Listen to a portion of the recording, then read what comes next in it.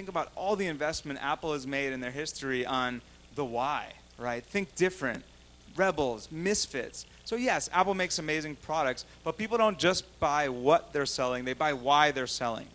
So culture is not just about, let's thrive as a team. It helps you form a deeper connection with your customers and increase sales. So one of the things that I've started to realize the more that I do this and spend time with different companies is that in some ways it's all about the how and the why. So this is a quote by Lou Gerstner. He's the CEO that came in to turn around IBM in the 90s. Extraordinary, legendary story. And he says, I came to see in my time at IBM that culture isn't just one aspect of the game. It is the game. In the end, an organization is nothing more than the collective capacity of its people to create value. So I'd love to hear from a few of you. Who has worked for a company with just an amazing culture? Please just raise your hand if you work for a company with an amazing culture. And just few people yell out, what was it about the culture that made it so amazing? Okay, core values. This is working well for me. Others? Other thoughts? Fun? The mission? Anyone else? Freedom? Please. Handstand contests? Cool. I was expecting to hear more of those. So often what people respond to this question are things that are the artifacts, and they're valid, but they're the artifacts and the surface. And my belief is that there's a core foundation that leads to all of that, and how perfect that two people mentioned, mission and core values. So I came up with this idea that I call the values-driven startup. And it's not just values, there are other things, but what I saw most missing was an emphasis on values and behaviors driven by values. So here's how I define it. The values-driven startup operates according to a set of clearly defined values aligned with an inspiring vision and strategy that drive people's behaviors and decisions every day. I'm going to read the last part again. That drive people's behaviors and decisions every day. And that's the key. A lot of companies, they have values on the wall. They go through the trouble. They have the meetings with their teams. They figure out their values. But there's a disconnect between that process and what they actually do day to day. So when I created this sort of methodology, what I really thought the most about is how do you bridge that gap and make values something that you actually live every day as a company, as a leader. This is a quote by one of my favorite poets, the rock band Survivor. This is from Eye of the Tiger. I considered singing it to you, but I'll spare you. So many times it happens too fast, you trade your passion for glory. So here we are in Silicon Valley. Like everything I read is about this one raised money at this valuation. These guys just raised $40 million. Facebook's going public at a $100 billion IPO. It's easy to get caught up in the glory of this game and lose the passion. And on the other side, there's this whole language around Silicon Valley. It's all about survival. Startups are all about survival, and it feels that way. It feels like your survival is threatened, and it's easy to make the expedient choices that undermine your values and undermine your culture, amidst that pressure. So it's not enough just to kind of think about values. You need to put a system in place to help you bridge from your best self that thinks about your future, that thinks about what really drives you and matters most, to your everyday self. And that's what this process is about. So now I'm going to get into it. How to build a values-driven startup. It's all about alignment. It's about asking the right questions and creating alignment between an inspiring vision, an effective strategy with clear, measurable objectives, core values. And again, this is the part that a lot of companies make it this far. Some startups don't, but a lot of companies go there. But then they don't go on to define the values. They don't go on to create practices and routines to reinforce the values. And so the last piece is most important and something I'm spending a lot of time with my clients on. Observable behaviors. What are the behaviors that embody these values in our company? organizational practices, tactics, and routines that reinforce the values and help us hold each other accountable. And finally, key metrics. A lot of companies will say they value something like, delighting users, but if you look at what they actually measure, it's all about revenue and conversion. It doesn't work. It has to be aligned. So, I mentioned earlier the power of questions. Really my job as a coach and consultant is not to give you the answers, not to give my clients the answers. It's about asking the right questions. So what I'm going to do for each of these is share with you the key questions that I ask my clients to help them figure out each of these building blocks for themselves. And I'm going to make these slides available. I invite you to use these questions to guide the conversations for your team. So the first is inspiring vision. The two key questions are, what impact do we want to have on people's lives? Ultimately, what inspires human beings is thinking about impact on other people, the human value of what you're doing as a company. And how will we know when we've won? You want your people to be able to craft a vision and really understand what success looks like so they can guide themselves toward that. And so I want to share a few examples that I think illustrate this well. The first is Campbell's Soup. And their vision is nourishing people's lives everywhere, every day. This is a soup company. They make soup. It could be sell the most soup or make great soup or make the best soup. But they don't say that. They say nourishing people's lives. And so if you're an employee at Campbell's, your job feels a lot more meaningful when you're connected with this idea of nourishing people. And people get sick and they have Campbell's soup and they feel better. And there's that emotional connection. And then everywhere, every day. So there's a clear end state. It's clear what winning looks like. The next one, Google, you're probably more familiar with, to organize the world's information and make it universally accessible and useful. This next one, Radio Shack, I really like this because Radio Shack, it's an electronics store, right? Again, their vision could be, sell the most stuff, hack electronics. To be the most powerful one-stop shop to connect people with the wonders of modern technology. So if you're a technophile and you're working at Radio Shack and you really think of your job as connecting people with the wonders of technology, it's a very different experience than I sell electronics. And I'll share my own. To meaningfully increase the level of well-being in the world. And I'll tell you, I forget that all the time. It's so easy to forget, the higher level vision. And when I do, I suffer for it. It feels like just a job. Oh, I got to go. I got to coach these people, leave my family, not go bike riding, all the things I love to do. And, my work suffers. But when I can remind myself and connect back to that vision, I'm more inspired, I'm more effective, and I enjoy it a lot more. So once you have the vision in place, you need an effective strategy and clear, measurable objectives. So the key strategy question, I won't spend a lot of time on this. I think this is where most people do reasonably well. How will we create a defensible advantage in our market? I was at an event with Kevin from Instagram recently, and we were talking about the idea of this worry in Silicon Valley of sharing your idea. I don't want anyone to know. And one of the things he said was, gosh, if your idea is so indefensible that someone just hearing about it could copy it, you have a strategy problem.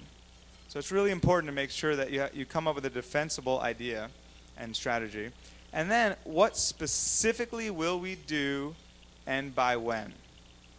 And I've seen a lot of startups, craft the inspiring vision, but they haven't given their teams clear objectives that are measurable so people can get on the same page and know what they're marching toward. This is one of my favorite objectives from our history. This was an objective JFK gave to the space program. Land a man on the moon and return him safely to the Earth by the end of the decade.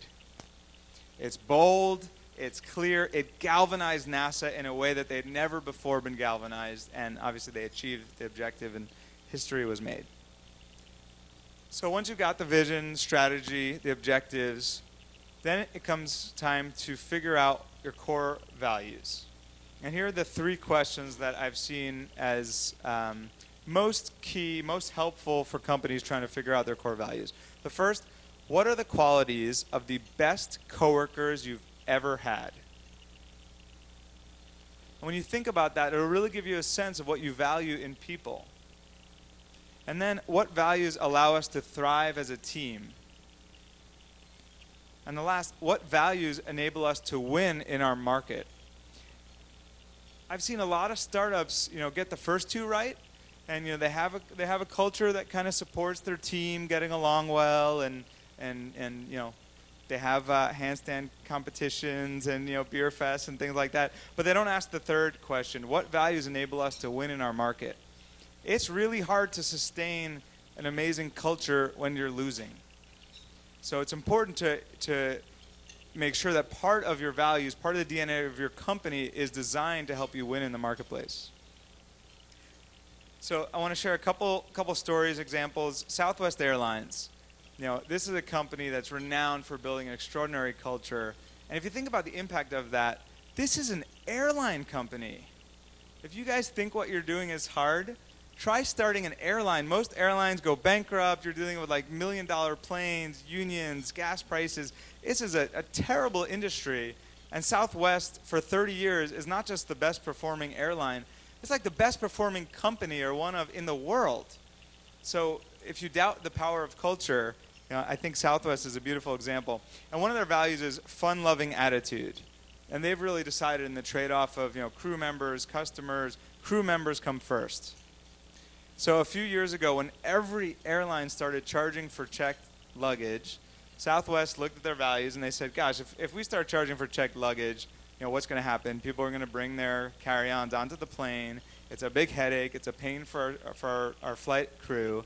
We're just not going to do it. They left hundreds of millions of dollars on the table, at least in the short term, to take care, to honor their value, keep a fun-loving attitude. And Starbucks, when Starbucks was considering expanding into Japan, every partner they had that was on the ground in Japan said, you have to open your stores as a smoking environment. It's not done in Japan. There's no non-smoking. We don't do that here. And they looked at their values, and one of their values is contribute positively to our communities and our environment. And they said, we cannot, in good conscience, open a smoking environment. And they opened their stores non-smoking. And it turned out there was a latent demand for a smoke-free environment. But they didn't know that at the time. They took a big gamble in order to honor their values. So it's not just about, it's easy to say. It's about when the hard trade-offs come, being willing to make those trade-offs based on your values. When I presented this to an entrepreneur for feedback, one of the things they said is, okay, you're talking about values, like give me the range. Like what are you even talking about? What are some? So literally I looked at, I've done a lot of research, case studying, Eventbrite, Trulia, Meebo, all the way through to Facebook, Automatic, like lots and lots of different startups. And I tried to cull it down, and I think I ended up with about 25, 28. So again, I'll make these slides available. I'm not going to read all these to you, but just want you to have a sense of what might be some values that you come up with. Impact, make a difference, hustle, curiosity, courage, integrity, personal growth, long-term focus. And of course, you look at this list and you're like, well, I want all of these, right? I value all these things. Of course, who wouldn't want all these things? And it's a question of prioritization. For your company, which of these or what values are most important? What's most important to you thriving as a team and winning in your market? And one of the things I think is unique about startups is they're so founder-centric. All eyes are on the founder. And the founder, in many ways, sets the culture of the company. They can't do it alone, but they can't. If they don't have the values that the company says are their values, the culture will not be what the values pretend that they are. So that's why, as you see the diagram, it's a subset. The value of the companies are a subset of the founder's values. One of the first things I do with my clients is help them uncover their own personal values. Because if you know your own values, it's a place to stand and you can have a clarity around what the company values should or shouldn't be and whether you're going to honor them. So here are the 3 key questions that I ask clients and invite you to ask yourselves. First, when I look at the most important decisions I've made so far in my life, what values were behind those decisions? Presuming you liked the decision, the ones that went well. Second, what values were honored during my peak life experiences? Those moments when you were most alive, most energized, the highlights of your life. Now, what's behind that? What values allowed that to be such a peak experience for you? And third, when you look at the most important people in your life, what do you value about them that has them be those people for you? And that'll be a really helpful reflection of your own values. And I made up an example that I learn well through examples. So you might come up with something like fun and caring. Those are values, and those fit well into the company. Those are really key to your team's happiness and your team thriving. And you might come up with other ones like creativity and risk-taking and service. And those are really important to market leadership and winning in your market. And then maybe hard work, which kind of serves both. You might have other values like relaxation and natural beauty. And that's great. Those are your personal values. Those don't have to become values of the company. So Zappos is one of those companies that obviously has put a ton of emphasis in culture, is renowned for having clear values and a strong culture. And I just want to show you how some of their values map onto this framework so you can think about it through that example. One of their values is create fun and a little weirdness. You guys have been to Zappos? Anyone been to Zappos headquarters? It's a weird place. It's quirky, and they like it. And the people that are quirky and like that culture, they opt in, and the people that aren't opt out. And it works for them, and it makes their team thrive. And then the other side, deliver wow through service. That's really a value that supports their defensibility and competitive advantage in the market. That's your key competitive advantage. And then one like embrace and drive change, I think that supports both. It's important as part of a team to embrace change, also important to succeed in your market if you're able to embrace change.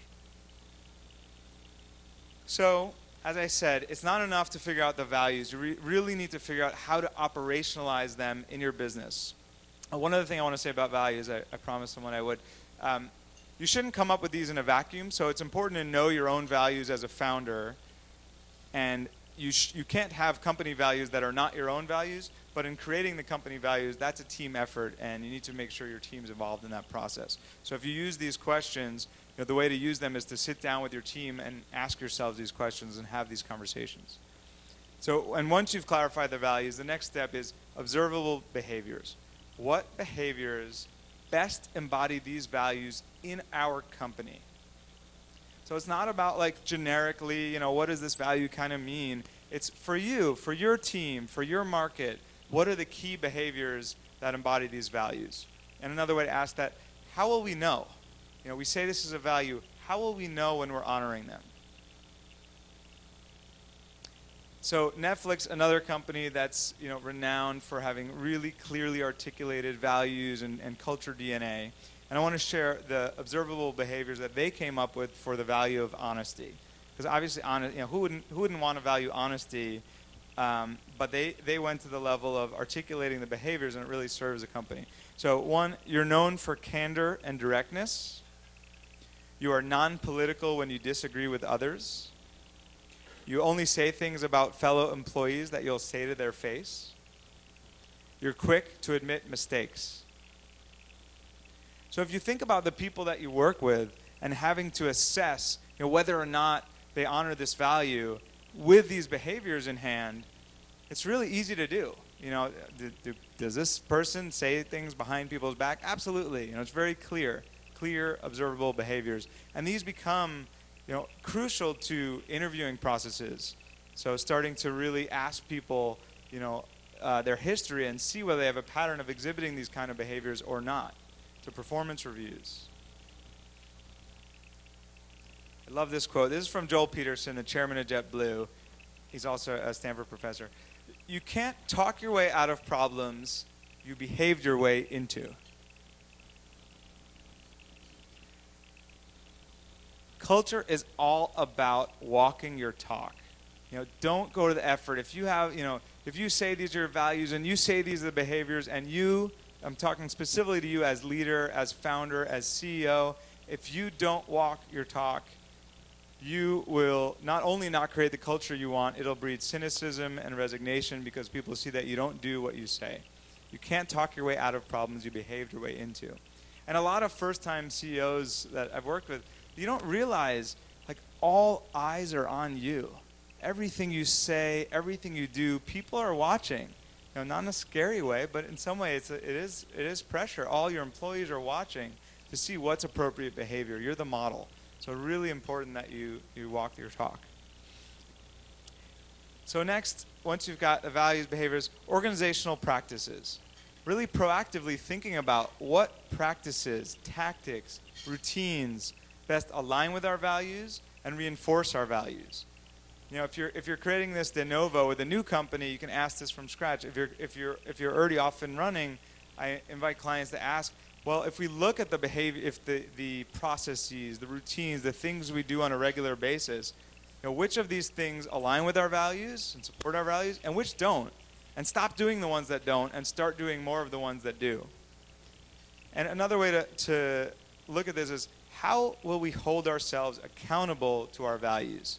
If you go to the trouble of sitting in a room together to figure out what your values are and say these are the behaviors you're going to commit to, how will you hold yourselves accountable? These are the 3 organizational practices that I've seen make the biggest difference in culture. The first, interviews. There's that classic line about, the key is getting the right people on the bus and the wrong people off the bus. Well, getting the right people on the bus is all about your interviewing process. So most startups that I've seen do not ask questions, or certainly not enough questions, about culture and values. And I shared my story. I certainly didn't. If you look at companies like, I'll take Facebook as an example. Facebook has what they call the Jedi interview. It's totally separate from the rest of the interviewing process. It's all about culture fit. And you could be the best coder in the world, the most technically brilliant person in the world. If you don't pass the Jedi interview, you do not get a job at Facebook. And that's how rigorous you need to be to preserve your culture. Zappos also has a whole culture fit interview part of their interview process. And importantly, they don't let the hiring managers in on that part, because if you're the person who's needing to fill the gap, it's tempting to want to hire someone even if they don't honor the values. So the next is performance reviews.